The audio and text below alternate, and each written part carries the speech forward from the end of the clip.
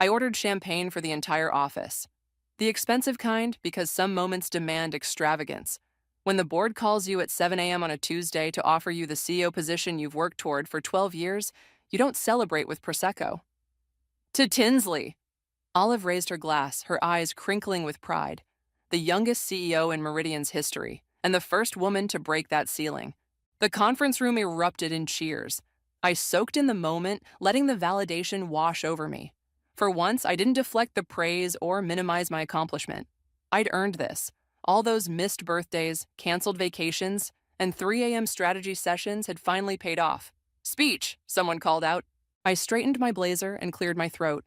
I promised to keep this short because we have actual work to do. Laughter rippled through the room. When I started here, I was just trying to survive. My parents were gone, I had student loans crushing me, and I just needed to prove, to myself more than anyone, that I could stand on my own. My voice caught unexpectedly. I hadn't planned to get emotional, but 12 years of grinding suddenly compressed into this single moment. But you all became more than colleagues. You became my family. I raised my glass. So this isn't my achievement, it's ours. And I promise to lead Meridian with the same dedication and heart that each of you brings every day. The door swung open as I finished. Sarah strode in, fashionably late as always, her smile dazzling. My best friend since business school, the one person who'd seen me through every professional battle and personal crisis. Sorry I'm late. She breezed in, accepting a glass from Peyton. Traffic was a nightmare, but I wouldn't miss celebrating my best friend for anything. I moved to hug her, but she stepped toward the center of the room instead, tapping her glass with a pen. While we're all gathered, I actually have an announcement of my own. Sarah's voice carried that musical quality that always commanded attention. I wanted Tinsley to hear this from me personally. Something in her tone made my stomach tighten. The board called me this morning. Her smile widened. They've appointed me as Meridian's new CEO, effective immediately. The champagne turned sour in my mouth. I stared at her, waiting for the punchline, the just kidding that never came. There must be some mistake, I said, my voice unnaturally calm. The board called me this morning, Chairman Elliott himself. Sarah's expression shifted to something resembling pity.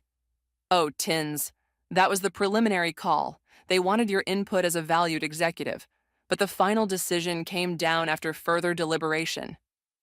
The room had gone completely silent. Faces turned from Sarah to me, then awkwardly away. That's not possible, I said, louder now. I have the offer letter. I've already accepted. You received a draft, Sarah corrected, her voice gentle but firm. If you check your email, you'll see the board's final communication. They felt my connections with Westridge Investments would better position Meridian for the merger. My phone was already in my hand, email open. There it was, a message from Chairman Elliott sent 30 minutes ago.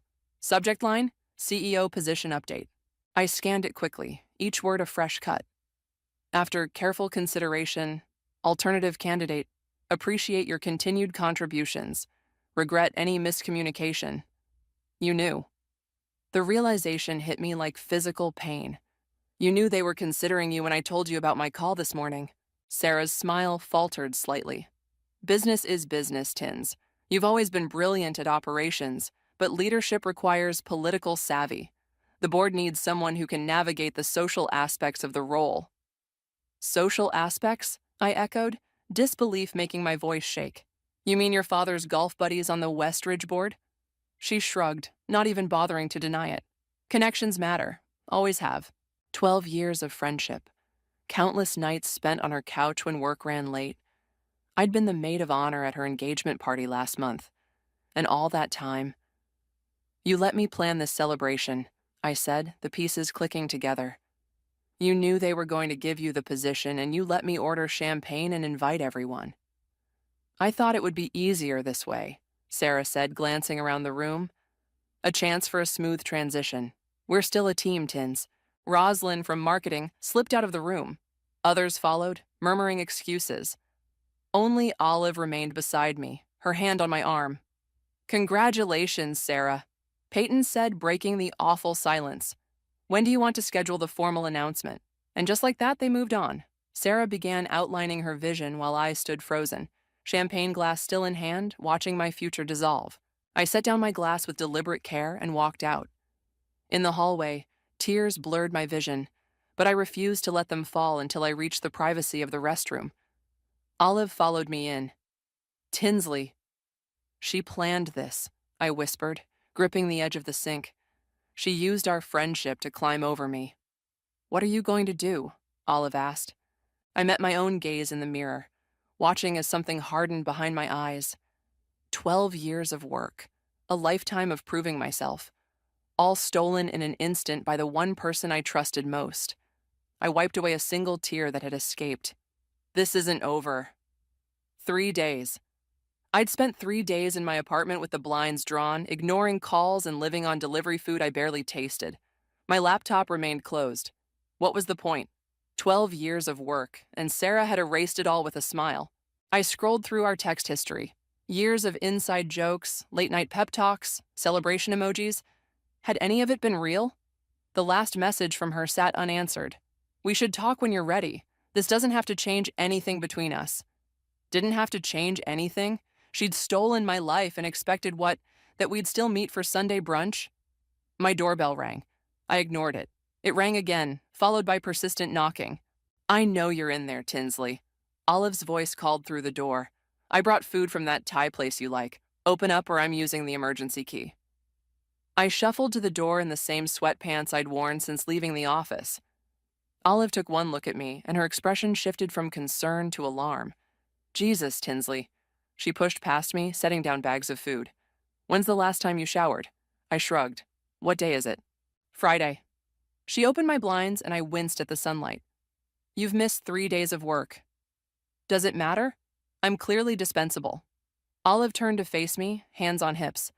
So that's it? Sarah wins because you're hiding in your apartment feeling sorry for yourself? What exactly am I supposed to do? My voice cracked. She had this planned for months. The board already made their decision. And you're just going to accept that? Olive began unpacking containers of food. The Tinsley I know would fight. Fight how? Sarah's father practically owns Westridge. She's been working angles I didn't even know existed. Then find new angles. Olive shoved a plate of pad thai toward me. Eat. You can't think when you're starving. I took a reluctant bite, suddenly realizing how hungry I was. As I ate, Olive moved around my apartment, picking up discarded takeout containers and opening windows. You know what bothers me most? I said between bites. I keep replaying every conversation, every confidence I shared with her. All those times I told Sarah about my ideas, my strategies. I set down my fork as realization dawned. Oh my God. What? The Westridge merger. 3 months ago, I told Sarah about finding inconsistencies in their financial projections. She dismissed it, said I was overthinking. I stood up, pacing now.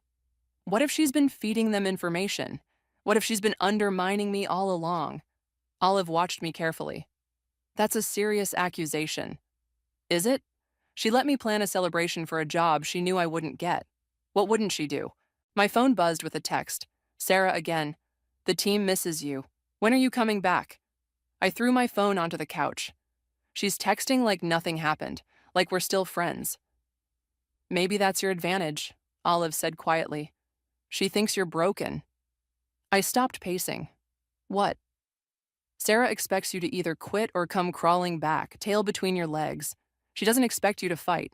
For the first time in days, I felt something other than despair, a flicker of determination. Even if I wanted to fight, where would I start?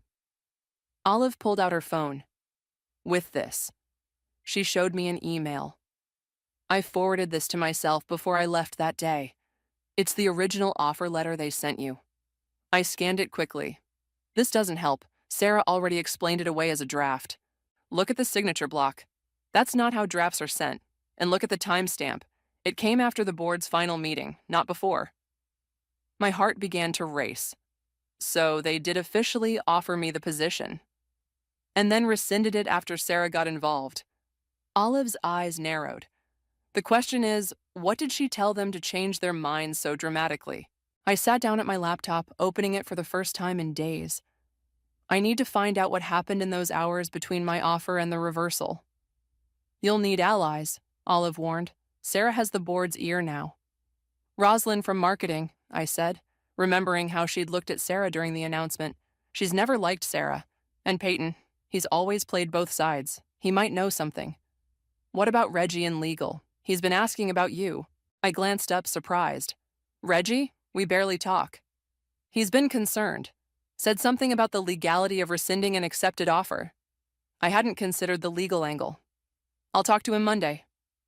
So you're coming back? Olive smiled. Yes. I straightened my shoulders. But not as the defeated ex-almost CEO. If Sarah wants to play dirty, she's about to learn I can get my hands dirty too. As Olive left, I opened my email, searching for any communications about the Westridge merger. Something caught my eye. An email chain I'd been copied on by mistake, quickly recalled by the sender. I'd never opened it, until now. The subject line read, Re Valdez Concerns, Containment Strategy. My hands trembled as I clicked. There it was, proof that Sarah had been working against me for months. The email mentioned neutralizing Valdez's objections to the merger and alternative leadership more aligned with Westridge's vision. I stared at the screen, ice replacing the blood in my veins.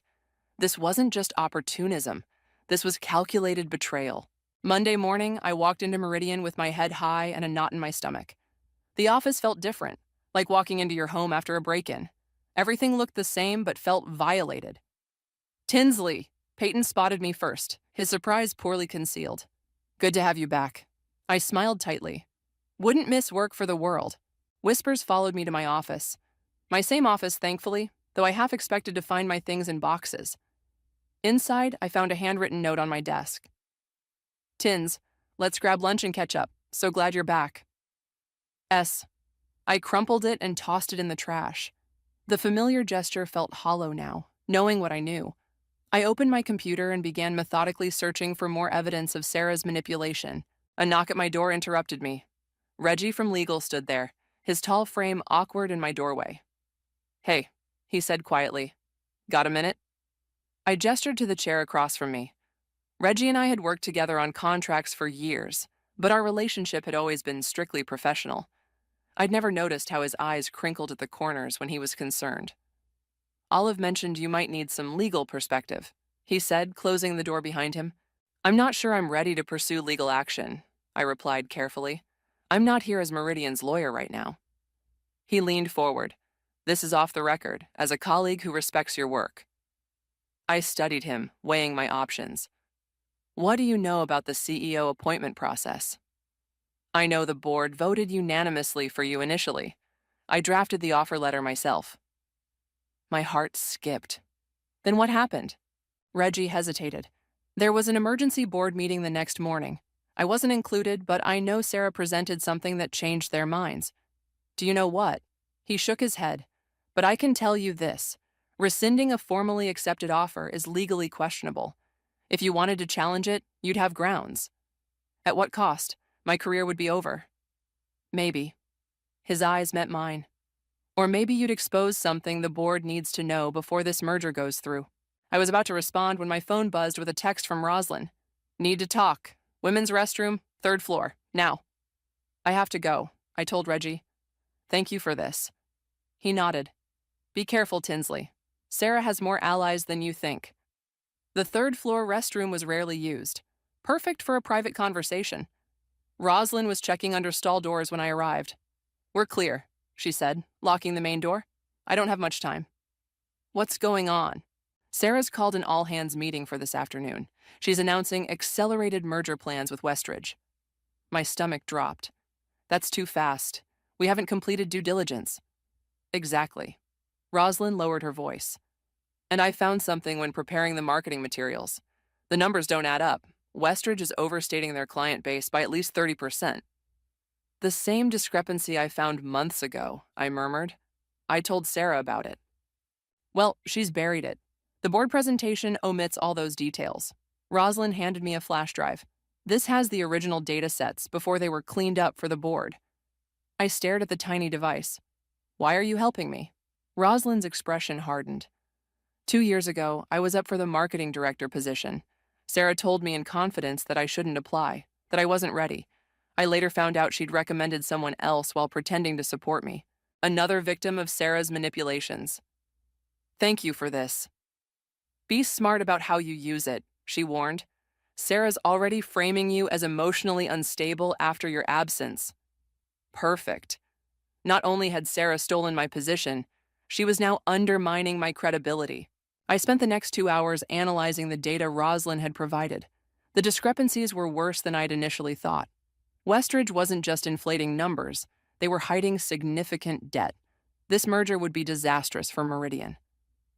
At 2 p.m., I slipped into the back of the conference room for Sarah's all-hands meeting.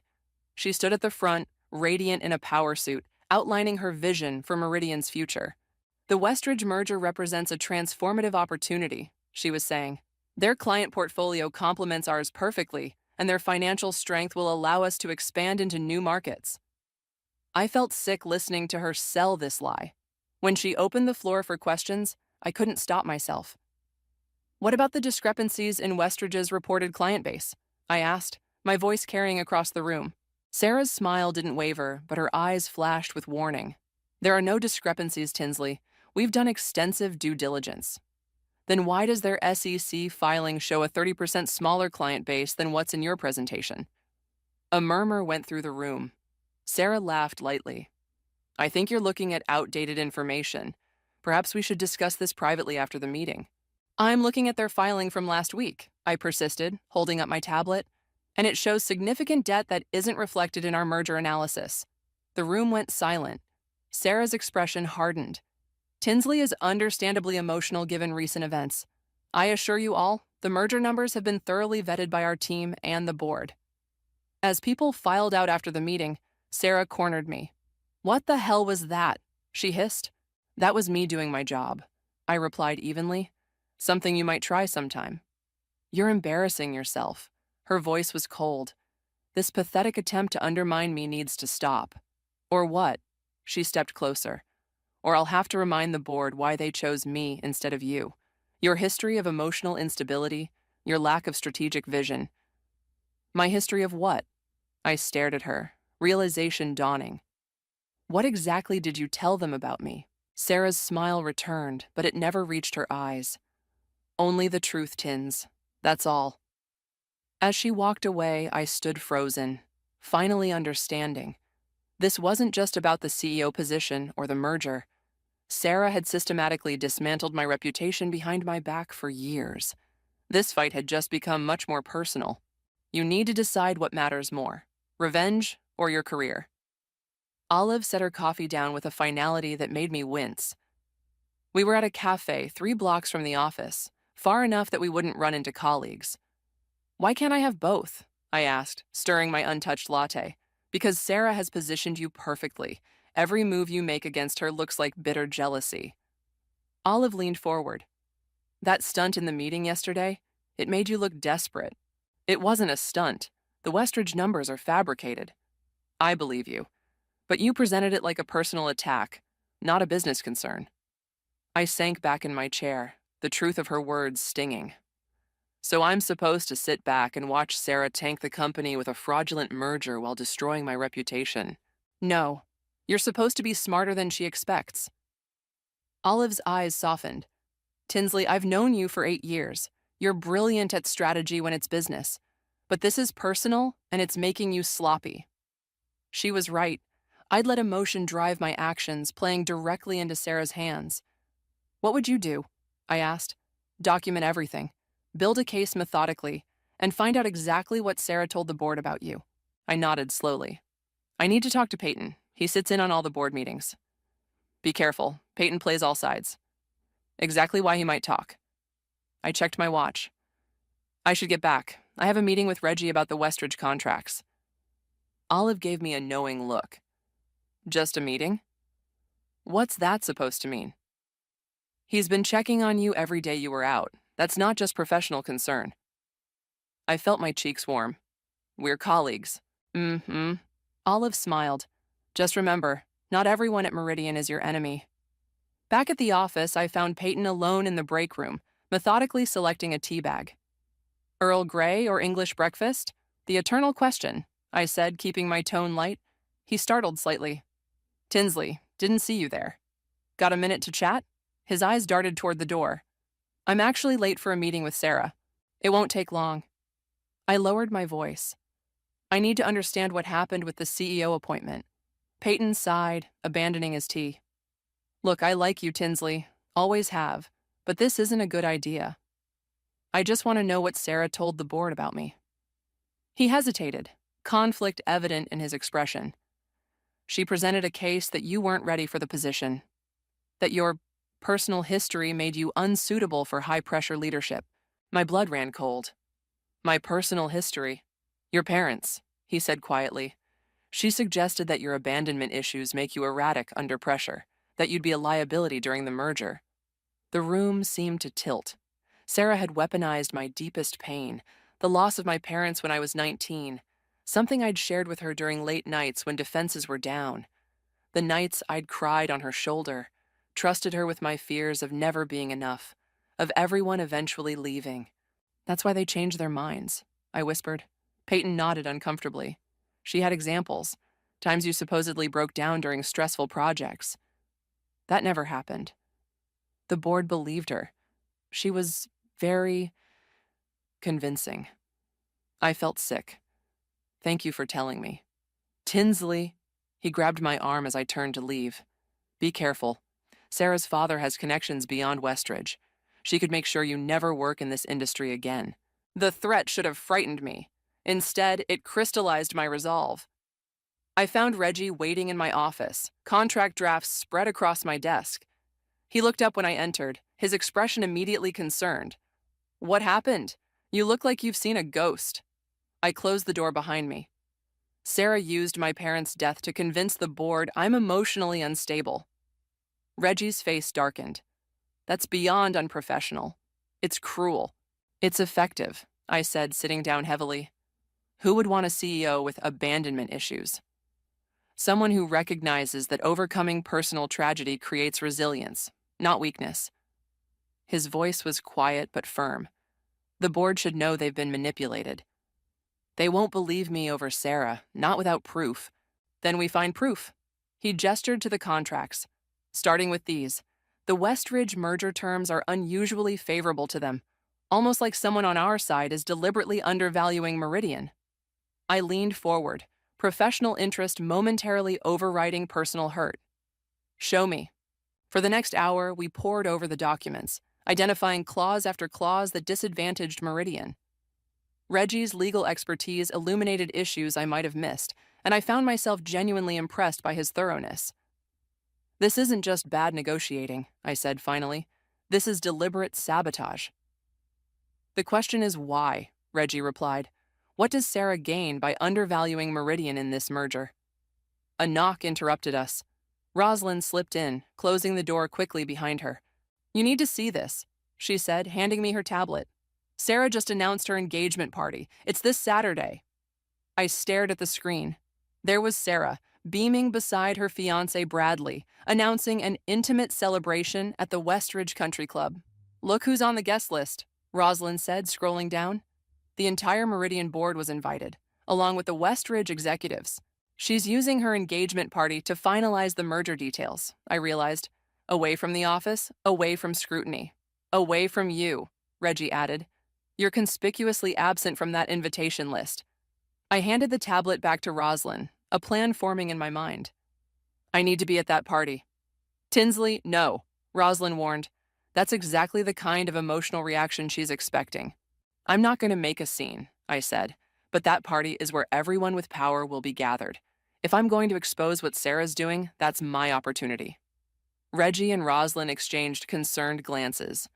What? I demanded. Are you sure this is about saving Meridian? Reggie asked carefully. And not about hurting Sarah? The question hit me like a slap. Was I motivated by professional integrity or personal vengeance? The line had blurred so completely I couldn't tell anymore. Does it matter? I finally asked. If the end result is stopping a fraudulent merger? It matters to you, Reggie said simply, and what this does to you matters to me. The unexpected tenderness in his voice caught me off guard. Before I could respond, my phone buzzed with an email notification. From Sarah. Missing your input on the merger team. Let's put our personal issues aside for Meridian's future. Dinner tonight to clear the air? I showed the others. She's trying to neutralize me. Or genuinely extend an olive branch, Reggie suggested. I laughed bitterly. After what Peyton just told me, not likely. What did Peyton say? Rosalind asked. As I explained, their expressions shifted from concern to outrage. That settles it, Rosalind said firmly. We're getting you into that party. I agreed to dinner with Sarah. Know your enemy, as the saying goes. We met at Luciano's, our usual celebration spot. The familiarity felt perverse now, like returning to a childhood home that had been sold to strangers. Sarah was already seated when I arrived, looking perfectly composed in a navy dress that probably cost more than my monthly rent. She stood to hug me. I let her, my body stiff. I'm so glad you came, she said, her smile warm and practiced. I've missed you. Have you? I slid into my seat, declining the wine she'd already ordered for me. I need a clear head tonight. Her smile faltered slightly. Still angry, I see. Not angry, just not interested in pretending. The waiter appeared, saving us from the tension. We ordered, she got her usual salmon. I chose something different from my regular order. Even that small deviation felt like a declaration. I meant what I said in my email, Sarah began once we were alone. I value your input on the merger. No one understands Meridian's operations like you do. Interesting pivot, I replied. Yesterday I was emotionally unstable. Today I'm indispensable. She sighed. That was unfortunate timing. You blindsided me in that meeting. Like you blindsided me with the CEO announcement? That was business, Tinsley. This merger is transformative for Meridian. The board needed someone with established connections to Westridge. Someone like you, whose father conveniently sits on their board? Sarah's expression hardened momentarily before smoothing back into concern. I know you're hurt, but this self-destructive crusade isn't like you. People are worried. Which people? The board members you told about my abandonment issues? Her fork clattered against her plate. Peyton talked to you. Did you think he wouldn't? Did you think I wouldn't find out how you used my parents' death against me? Sarah leaned forward, voice low. I presented relevant concerns about leadership qualities. That's all. You betrayed my confidence. You took the most painful part of my life and weaponized it. I did what was necessary for Meridian's future. No, I said, my voice steady despite the anger churning inside me. You did what was necessary for Sarah's future. Don't pretend this is about the company. She studied me, calculation replacing pretense. What do you want, Tinsley? A bigger role in the merger? A promotion? Name it, and we can move past this unpleasantness. The casual offer stunned me. She thought I could be bought off, my dignity traded for a title. I want you to withdraw from the Westridge merger, I said. The numbers are fabricated and you know it. Sarah laughed, the sound brittle. That's not happening. The merger proceeds next week after my engagement party. Then I'll take what I've found to the board. With what evidence? The board trusts me, not the emotionally compromised executive who's clearly bitter about losing a promotion. She was right, and we both knew it. I'd need irrefutable proof to overcome the narrative she'd created. This isn't you, Tinsley, she continued, her voice softening.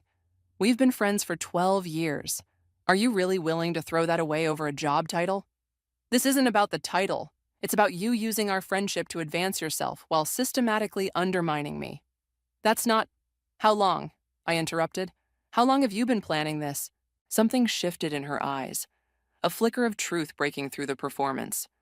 Since the Harrington acquisition, she admitted. When you got the credit for the deal, I helped structure. 3 years. She'd been plotting this for 3 years, all while being my maid of honor, my confidant, my supposed best friend. I never took credit for your work, I said quietly. I always acknowledged your contribution. In private, but the board saw you as the rising star. I was just supporting cast. The raw jealousy in her voice was almost shocking.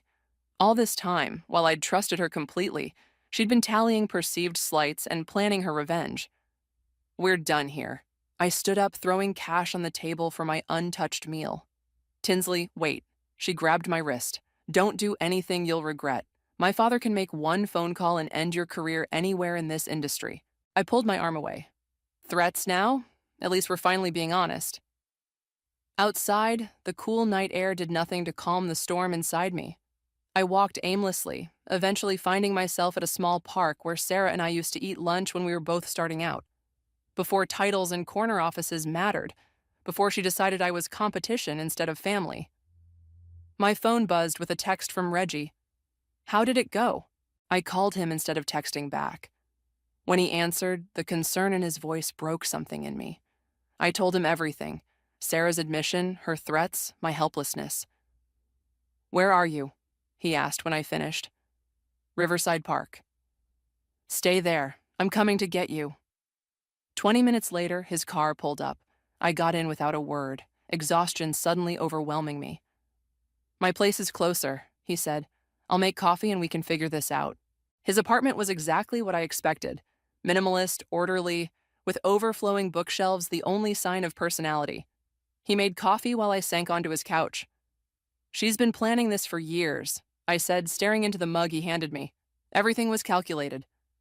Then we need to be equally calculated, he replied, sitting beside me. Sarah's right about one thing. You need irrefutable evidence to take to the board, which I don't have. Not yet, he hesitated, but I might know how to get it.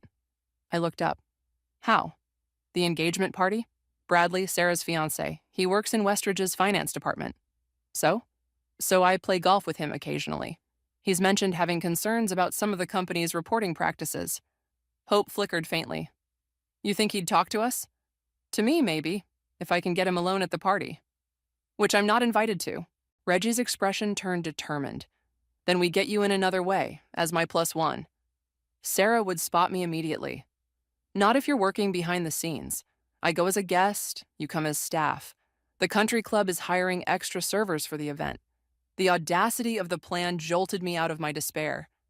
You want me to pose as a server at Sarah's engagement party? It gets you in the room. It gives us a chance to find proof. It was risky, potentially humiliating, and absolutely not what a former CEO designate should be doing. It was also our only shot. Okay, I said, newfound determination replacing defeat. Let's do it. Reggie smiled, relief evident in his expression. There she is. I was worried we'd lost you. Lost me? The Tinsley who never backs down from a challenge. His hand covered mine briefly. The one I've always admired. The unexpected touch, the sincerity in his voice, it cut through my emotional armor in a way I wasn't prepared for. For the first time in days, I felt something beyond anger and betrayal. I felt hope. Keep your head down and don't make eye contact with the guests. The catering manager adjusted my bow tie with brisk efficiency. Water glasses stay full, empty plates disappear quickly. Questions? No, ma'am. I balanced the tray of champagne flutes, feeling ridiculous in the server's uniform. The black pants were too long, the white shirt too tight across my shoulders. Good. The first guests arrive in 20 minutes. She moved on to the next server, leaving me alone with my nerves. I'd spent my career climbing to the executive floor, and here I was, back in a service job like during college. The irony wasn't lost on me, but desperate times called for desperate measures, and I was definitely desperate.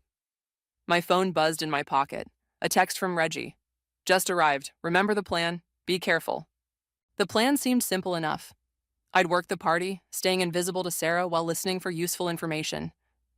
Meanwhile, Reggie would corner Bradley and probe for Westridge's financial irregularities. We'd meet at midnight in the coat check room to compare notes. Simple except for the knot of anxiety in my stomach.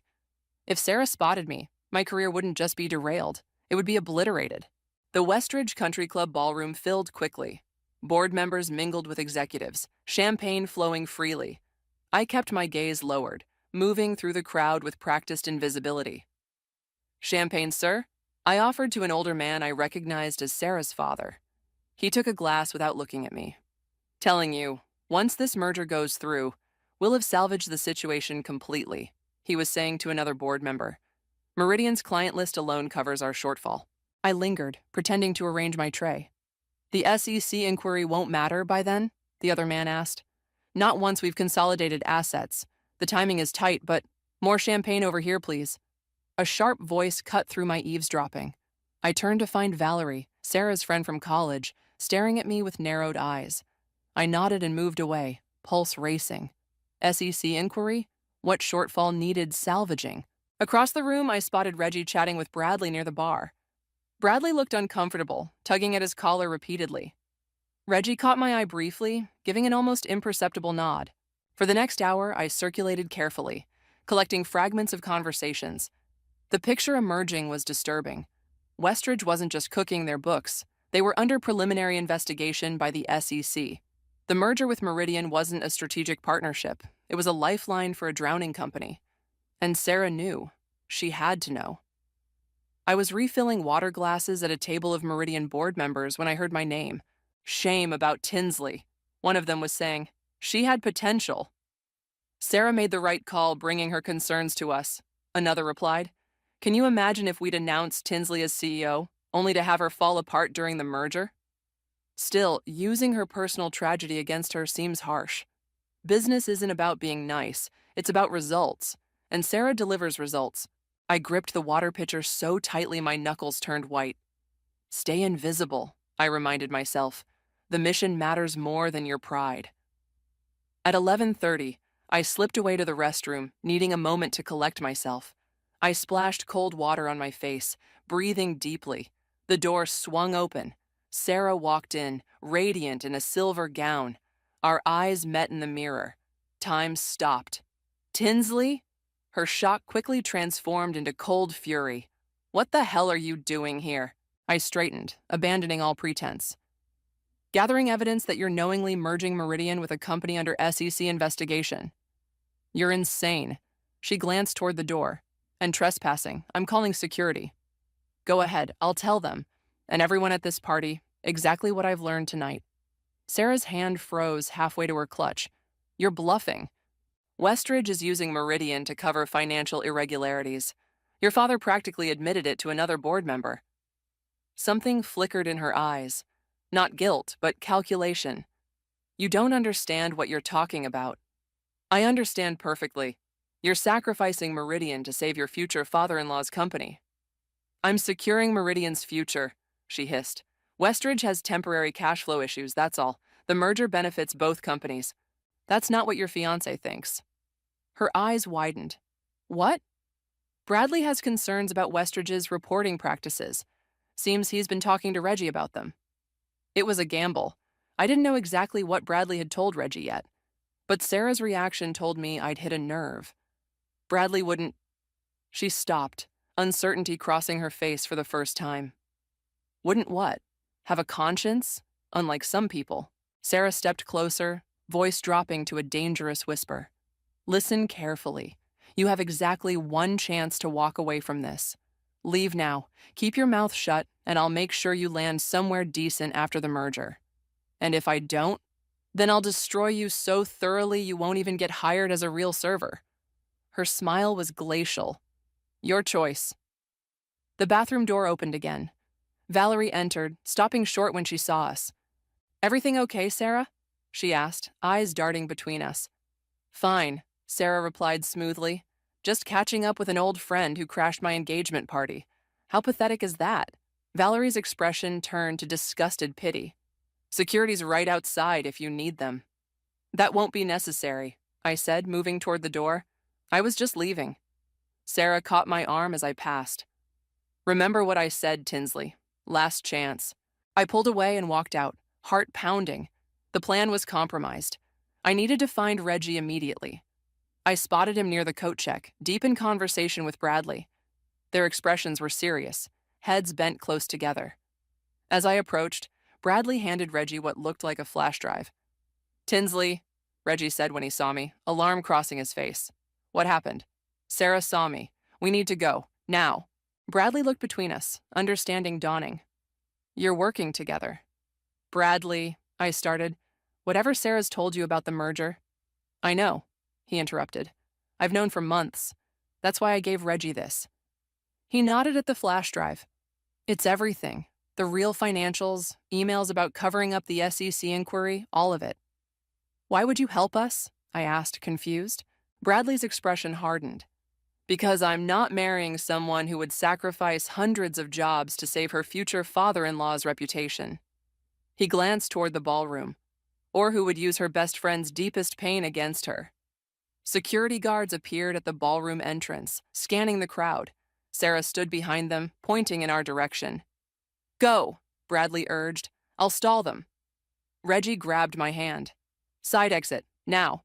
As we slipped out into the night, I realized we'd just crossed a point of no return. Tomorrow, we'd take Bradley's evidence to the board, and Sarah's carefully constructed world would collapse. The thought should have brought satisfaction. Instead, I felt only a hollow certainty that the real battle was just beginning. "They've called an emergency board meeting for 9 a.m. Olive's voice crackled through my phone as I paced Reggie's living room. We'd spent the night analyzing Bradley's files, building an airtight case against the merger. "Did they say why?" I asked, though I already knew. Sarah would be scrambling to contain the damage.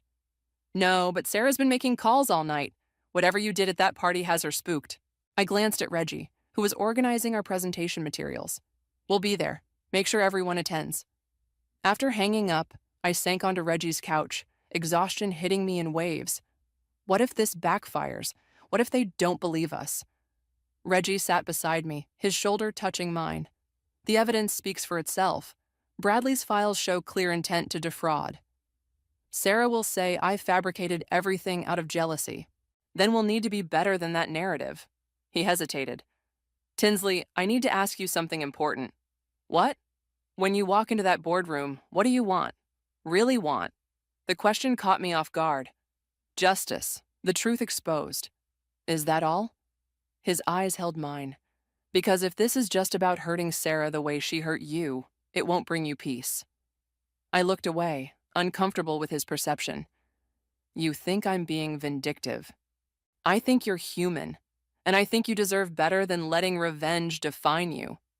His words settled heavily in my chest. What did I truly want? The CEO position back? Sarah's humiliation? Or something deeper, validation that I wasn't crazy, that my instincts had been right all along? "I want to protect Meridian," I finally said, "and I want to reclaim my reputation. The rest, I don't know." Reggie nodded, seeming satisfied with my answer. "Then let's focus on that." We arrived at Meridian 30 minutes early, finding Olive waiting in the lobby. Her expression was grim. "Sarah's already upstairs with the board," she said, "and she's brought her father." My stomach tightened. She's trying to intimidate them. It's working. Half the board looks terrified. We took the elevator in tense silence. As the doors opened on the executive floor, Reggie squeezed my hand briefly. "Remember why we're here." The boardroom fell silent as we entered. Sarah sat at the head of the table, my rightful place, with her father beside her. Her smile was brittle when she saw me. "Tinsley, this is a closed meeting." "I've invited her," said Chairman Elliott, surprising me. Given the serious nature of the allegations, all parties should be present. Sarah's composure slipped momentarily. "What allegations?" "Perhaps you should tell us," I said, setting my laptop on the table. "About Westridge's SEC investigation, or the fabricated client numbers, or how this merger is actually a bailout for your future father-in-law's failing company." Murmurs rippled around the table. Sarah's father leaned forward, his voice cold. "Those are slanderous accusations. They're documented facts," Reggie countered, distributing folders to each board member. "Everything is in those packets, including emails between Westridge executives discussing how to hide their financial problems until the merger is complete." "This is absurd," Sarah laughed, but I could see the calculation in her eyes. Tinsley is clearly fabricating evidence because she's bitter about losing the CEO position. "The evidence came from Bradley," I said quietly. Sarah froze. "What?" "Your fiancé provided these files. He's been documenting Westridge's deception for months." The color drained from her face. "That's not possible."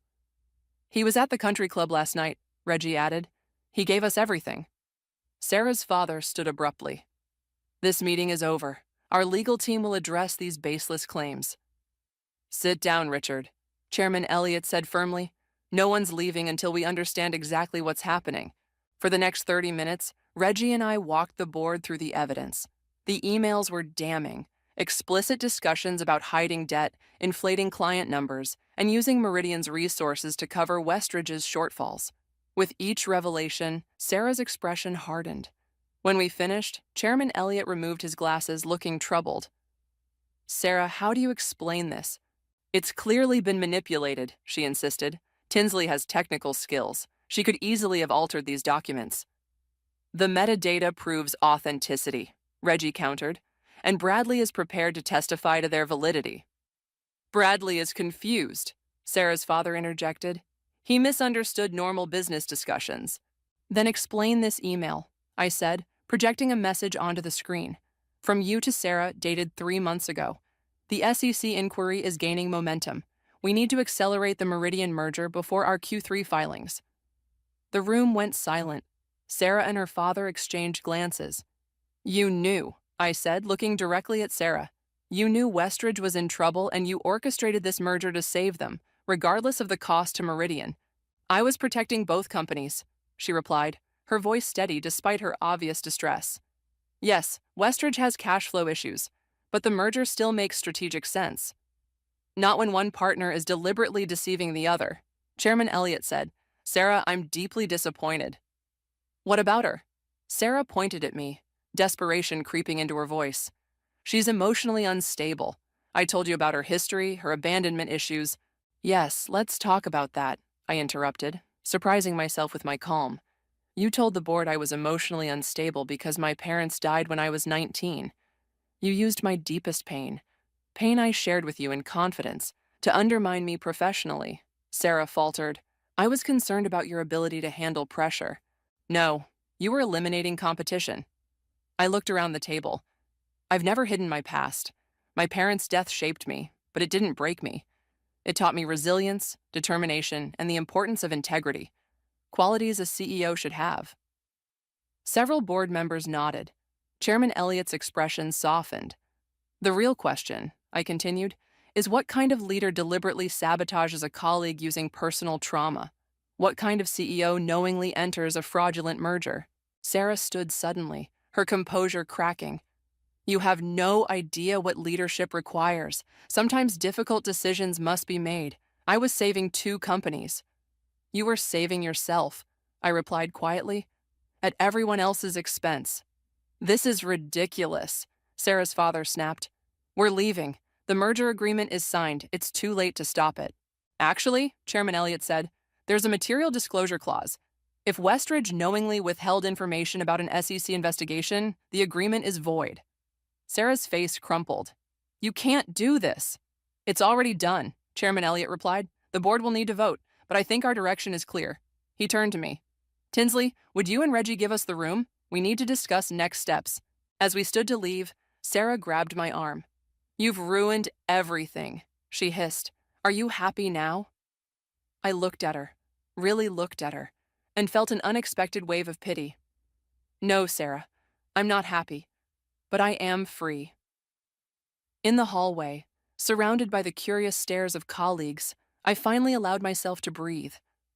Whatever happened next, the truth was out. I had reclaimed my voice, my dignity, and my future. And for now, that was enough. The board deliberated for 3 hours.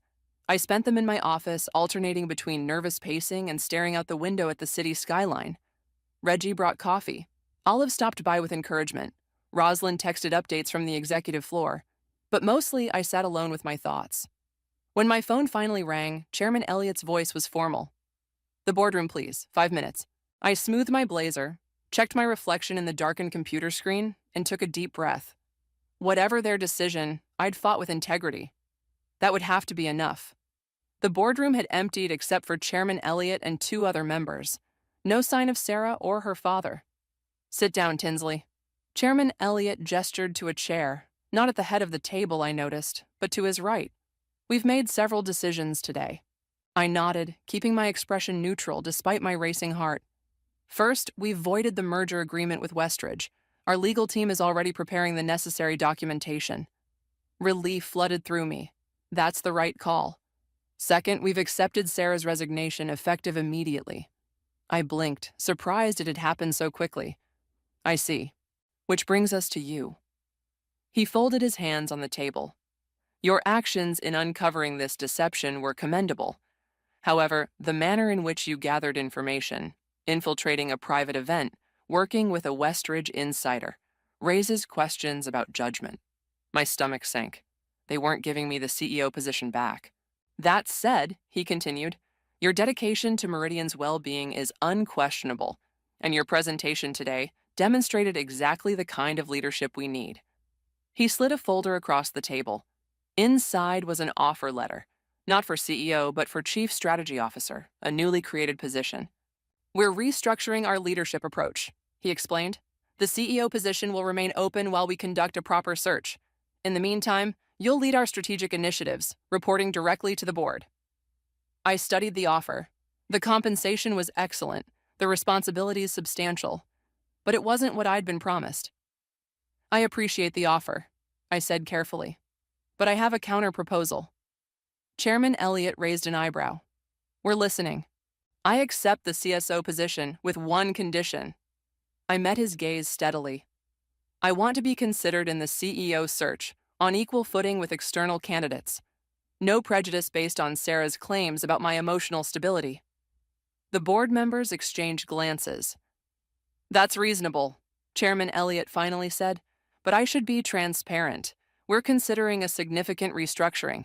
The CEO role may look very different by the time we fill it. I understand. I just want a fair shot. Then we have a deal. He extended his hand and I shook it firmly. As I left the boardroom, a strange lightness filled me. I hadn't gotten everything I wanted, but I'd secured a path forward, on my terms. Reggie was waiting by the elevators. Well? CSO, I said. Not CEO, but a seat at the table. His smile was warm. They'd be fools not to see what you're capable of. Thank you, I said, suddenly overwhelmed by all he'd risked to help me. For everything. Partners look out for each other. His eyes held mine a moment too long, and I felt that same flutter from his apartment. The elevator doors opened, revealing Sarah. She was carrying a box of personal items, her expression stony. We all froze. Excuse me, she said coldly, trying to step around us. I should have let her pass, should have taken the high road, but something made me reach out and stop the elevator door from closing. Sarah. She looked at me, really looked at me, for the first time in months. Behind her anger, I glimpsed something unexpected. Fear. What do you want, Tinsley? Come to gloat? No. I took a deep breath. I wanted to say I'm sorry it ended this way. She laughed bitterly. Right. You destroyed my career and my engagement, but you're sorry. Bradley made his own choice, and you destroyed your career when you decided to lie to the board. Is that what helps you sleep at night? Nothing helps me sleep at night, I admitted. Not after learning my best friend of 12 years saw me as nothing but competition. Something flickered in her eyes. Regret, maybe, or just calculation. We were never friends, Tinsley. We were two ambitious women in a world that only makes room for one of us at the top. That's not true. I never saw it as a zero-sum game. Then you were naive. She shifted her box. Congratulations on your victory. Enjoy it while it lasts. As she walked away, I felt Reggie's hand on my shoulder. You okay? Yeah, I said, surprised to find it was true. I think I am. Back in my office, I found Olive waiting with a bottle of champagne, the same expensive brand I'd ordered for my ill-fated celebration. Too soon? She asked, seeing my expression. Actually, perfect timing. I grabbed paper cups from my desk. But let's invite Roslyn and Peyton too, and anyone else who stood by me. As Olive went to gather them, I stood alone in my office, the same office where this journey had begun.